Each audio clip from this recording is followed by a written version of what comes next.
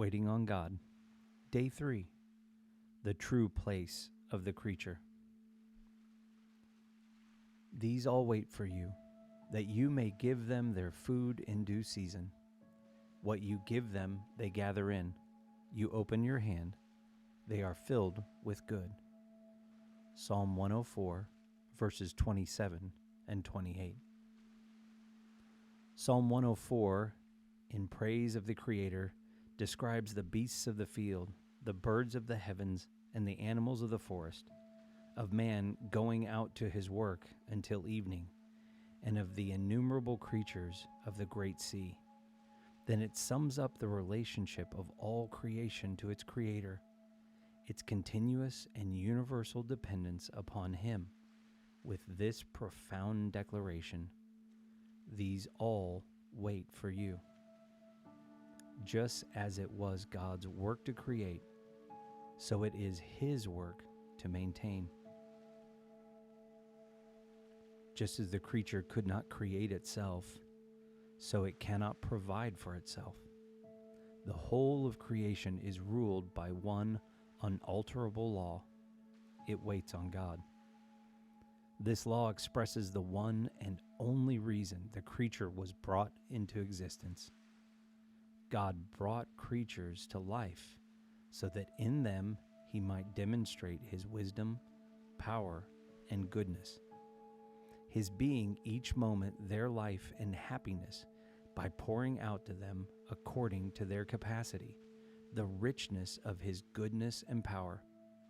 It is the very place and nature of God to be the continuous supplier of the creature's every need.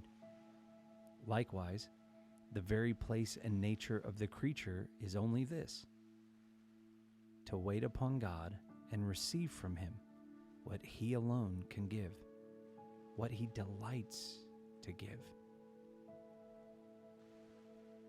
If we hope to understand all that waiting on God means to the believer, to practice it, and to experience its blessedness, then we must first see how very reasonable the call is to wait on God.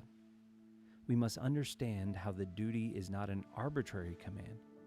We must see how it is made necessary by our sin and helplessness. It is simply and truly the restoration to our original destiny and our highest position, to our true place and glory as creatures blessedly dependent on our glorious God. When our eyes are open to this precious truth, all nature becomes a preacher, reminding us of the relationship that began in creation but now continues in grace. Psalm 104 teaches us to look upon all life in nature as continually maintained by God. Think of the young lions and the ravens as crying out to God, of the cattle and fish and every insect as waiting on Him to receive their food in due season, and you will see that it is the very nature and glory of God to be waited on. This understanding of how nature waits and that God provides gives new force to the call: wait only on God.